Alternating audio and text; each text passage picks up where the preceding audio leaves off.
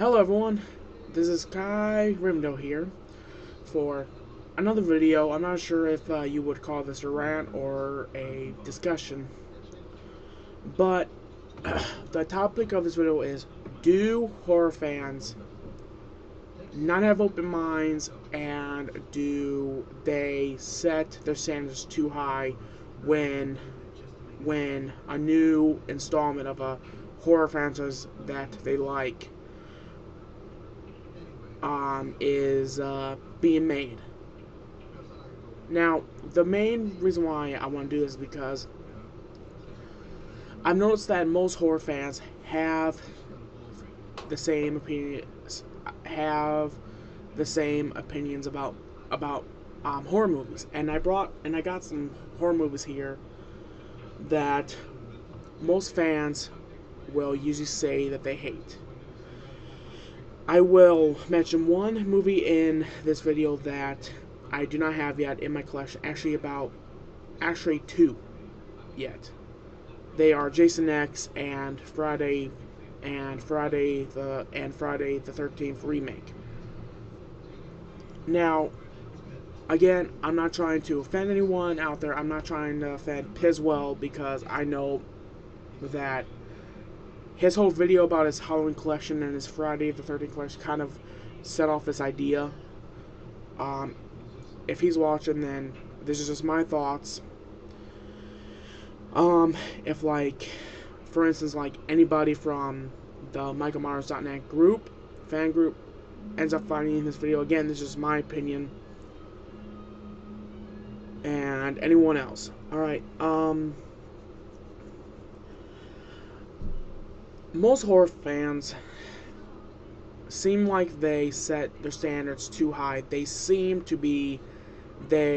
their standards too high to the point that they're pretty much expecting their hopes will be crushed.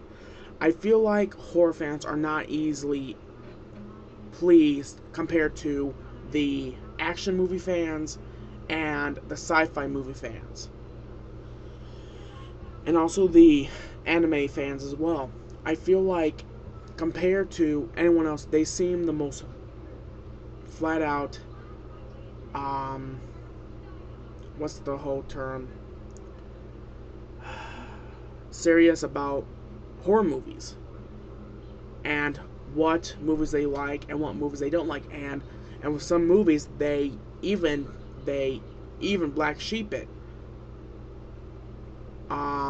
to the point where they pretty much say that movie doesn't exist with me because it doesn't have the original actor playing the killer.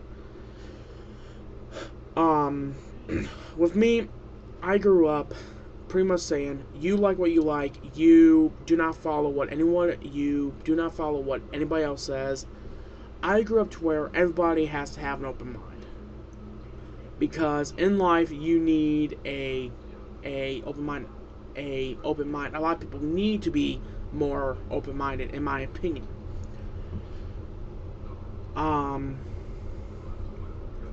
Plus, it kind of annoys me too, because I hear the same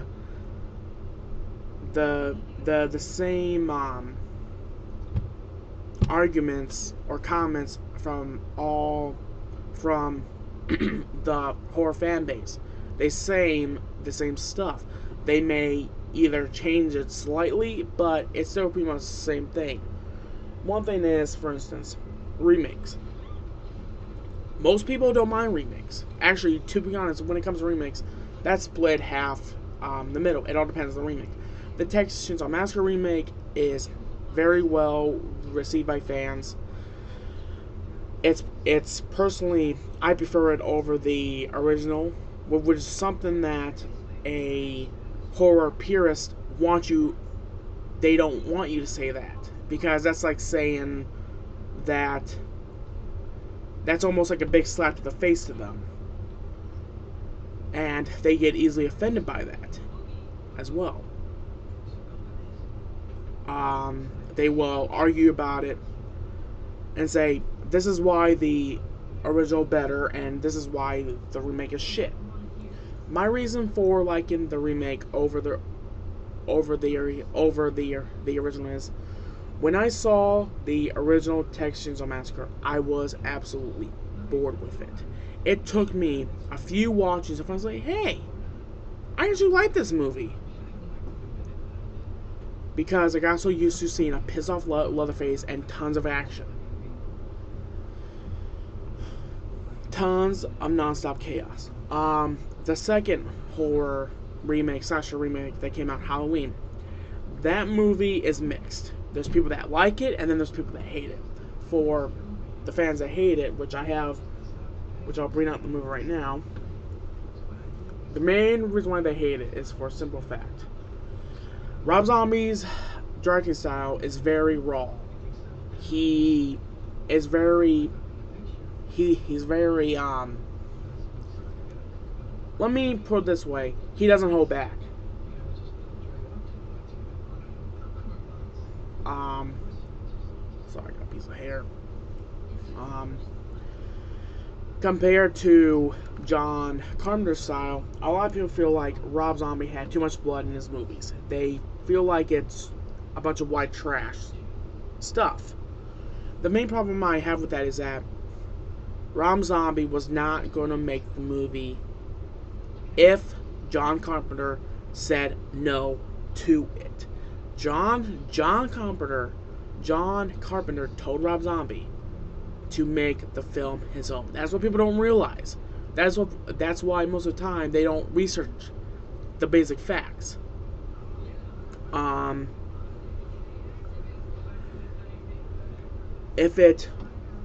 a way, John Carpenter approved Rob Zombie's remake. He was going by his word. Rob Zombie could have stepped down if John Carpenter was against remakes.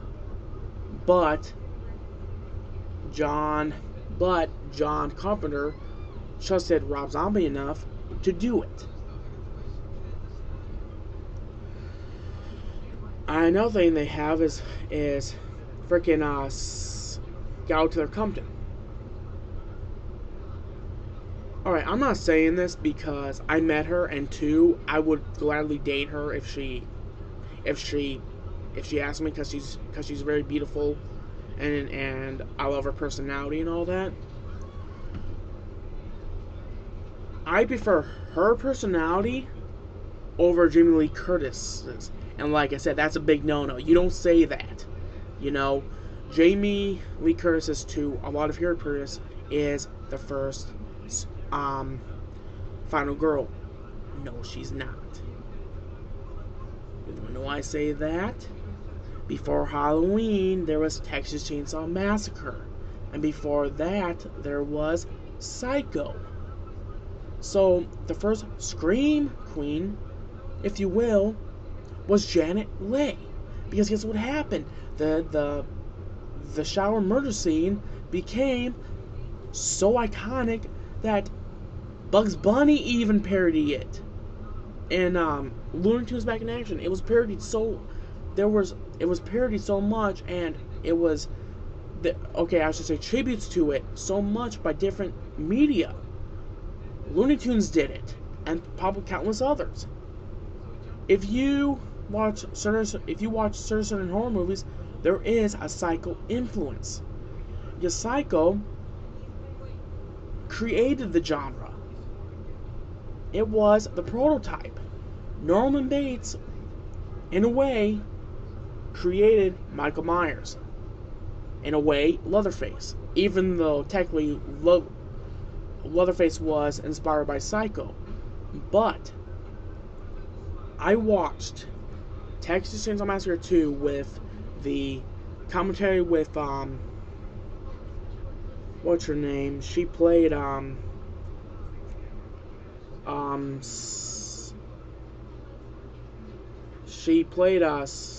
Stretch in Texas Chainsaw Massacre 2. Bill Moseley and Tom Savini, I believe. And she said that the theme song before Texas Chainsaw Massacre 2 was their Psycho moment. Boom. Toby Hooper. Pretty much when he did the score for Texas Chainsaw Massacre 2, I believe he did it. He pretty much said it right there. Ed Gein wasn't the only one that influenced me to make Texas Chainsaw Massacre. Psycho did too. So Halloween is not the first slasher film.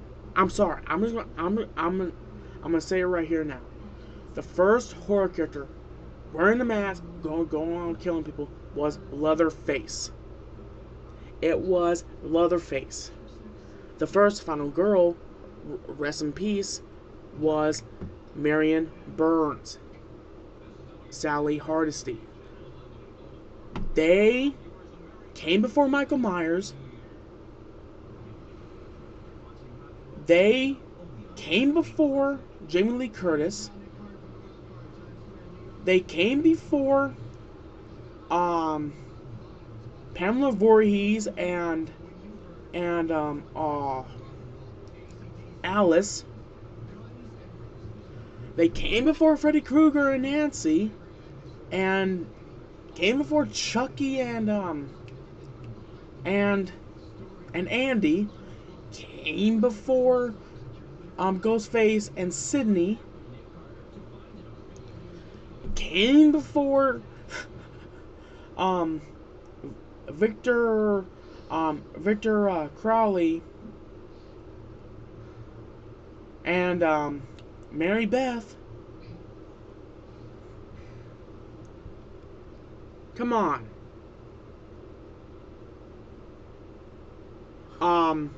Just to let people know, there will be a slight missync between the audio and the video. I may have to take this video in and get the audio sync up with the video somehow. So I'm gonna fix it. So pretty much, they're pretty much saying there that Halloween started it. No, it didn't. Leatherface started it. Okay, Leatherface started the whole killing teenagers thing, going and wearing a mask while killing people, and using a very dangerous weapon while wearing a mask. Norman Bates, Psycho. Alfred Hitchcock created the whole a psycho running around with a knife and killing people that goes on the land. There we go.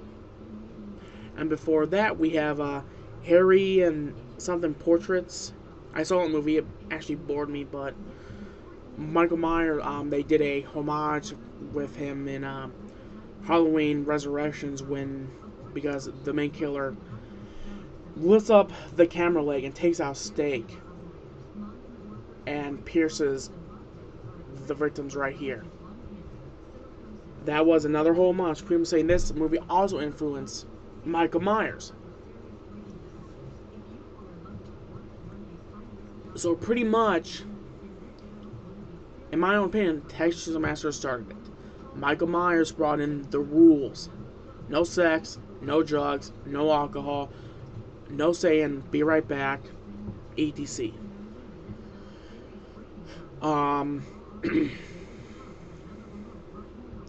What else? And also too, it also brought in nudity and also brought in sex. So. Now on to the next subject. Horror movies that people say, well, like I said, that was about Halloween. Alright. Let's start with Friday the 13th Part 5, A New Beginning. A lot of people hate this film for the simple fact, which is another excuse that they like saying, is that it's not Jason killing. It's not Jason Voorhees. It's not Jason Voorhees. It's a freaking imposter. That's the point. He is a copycat killer. Here's the thing. I would have loved if they actually used the ending for saying, like, I would have loved if Tommy Jarvis became the serial killer in Part 6. Instead of Tommy Jarvis finding Jason it would have been probably a new protagonist and Megan finding Tommy. But people actually think it's Jason came back from the dead. I bet that's how they were going to have, or they would have done it to where Tommy Jarvis and Megan finds out why Jason's back, but Tommy is tricking her the whole time, and then while they're doing that, I don't know how that would work. Pretty much doing the whole be there, like doing the whole be in two places at once, which that totally sounds like a ripoff. So that would mean that Friday the 13th did the Scream thing before Scream did it.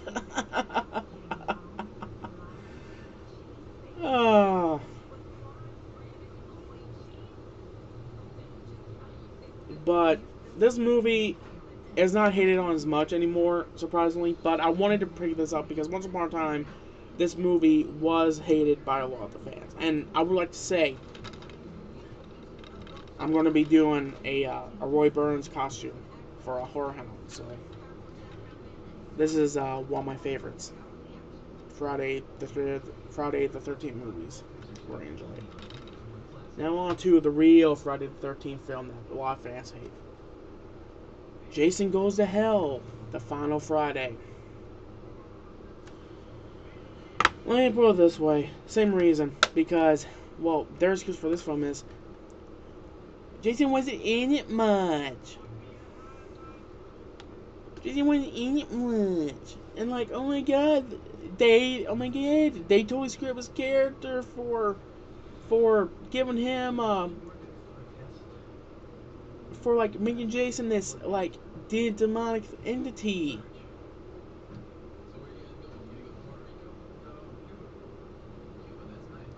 Not every director will be doing the same slice and dice for every fucking sequel. When you bring in a new director, that's when they get their own ideas into the mix.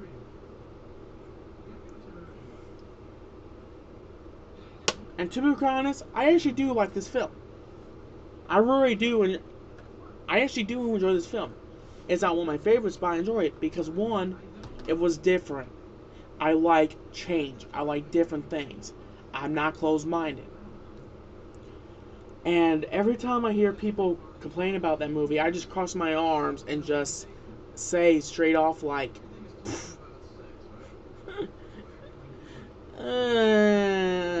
go rewatch it. But guess what? They're not going to have their opinion because they're not like that. They're not one. Friday the 13th Part 5 became like that because it still kept the whole slasher atmosphere. That's why people still like it. A lot of people have accepted it as part of the franchise.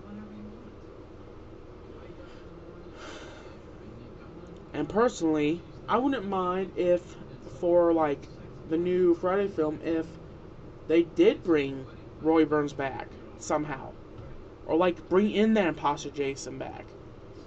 If not, then I'll just create a fan film about it. Have Tommy Jarvis come back and kill wearing Roy's getup. Do a what if movie. On to I'll save this one for last because this one's funny. Actually, I have two more here. Halloween 2, Rob Zombie's Halloween 2. Why do horror fans hate this one? Simple. Because of the whole white horse thing. That's all I hear. White horse. White horse. White horse.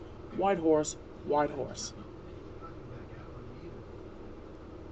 Really. Again, I personally like this movie. I prefer the 3 theatrical one over this one. Because they're probably will be using that version of the movie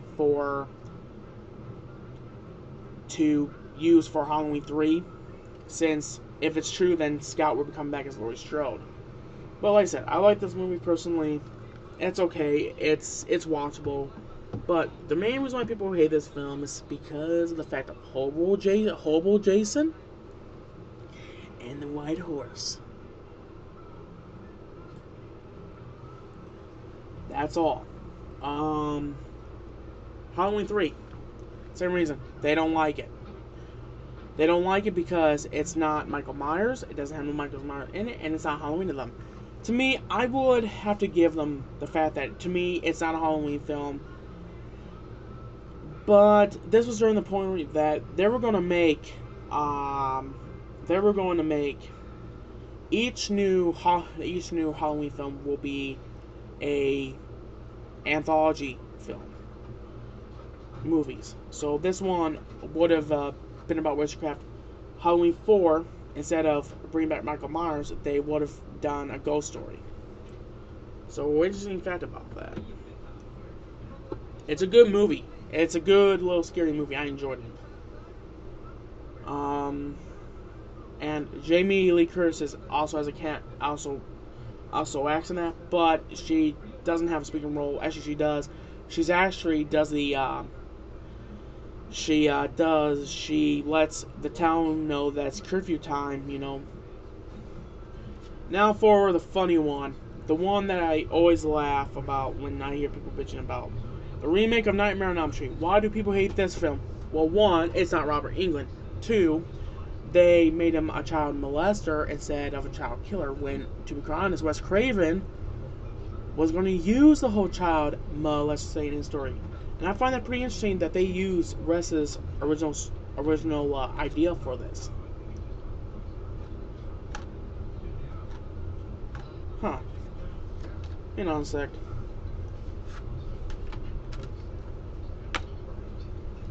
How the fuck did that disc get out?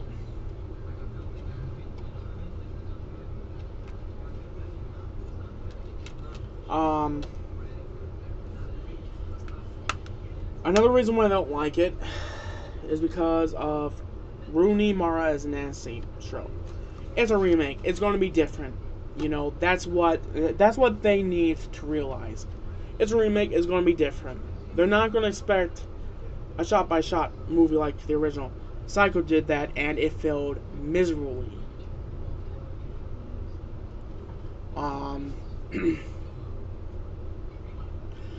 Personally, not all horror fans are like this. Some are pretty open-minded. Probably not as much as me, but some will probably have to agree with me that will probably agree about me with Halloween 3 and maybe the Nightmare remake. But other than that, this fan base is awesome. It's awesome balls of time. It can have a lot of facepalm moments because a lot of people are about, you know, keeping the movie like it is. Like the whole, if it ain't broke, don't fix it. I personally think that whole meaning works for most things, but horror movies, well, movies anyways, there will always be remakes or reboots of the series. Spider-Man had one, Batman had one about countless times. There was the original 40s ones, then Adam West, and then, well, the 40 and 50 like movies, standalone movies. Then there was the Adam West stuff, and then there was the movies with Michael Keaton, and then there was Batman Forever and Batman and Robin,